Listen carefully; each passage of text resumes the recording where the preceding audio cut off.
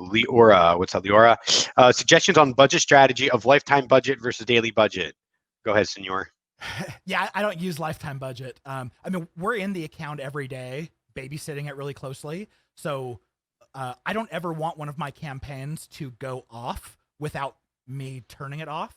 And I want to be aware of what's happening every single day. So we use daily budgets and just watch them like a hawk.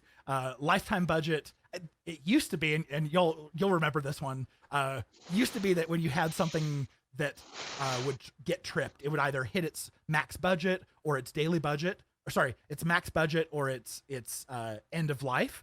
The campaign would go inactive and you couldn't revive it. It was just dead. It was now just taking up space in your campaign manager. So I'm kind of trained from that, where now you can at least reactivate them, but I prefer to just watch it a little bit more closely.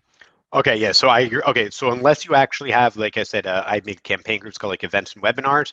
Unless you have an actual date, so your webinar is whatever, December 10th. Let's say December 15th, because that's my birthday, in case anyone's wondering. So I would schedule it to end on December 14th, let's say, right, as an example.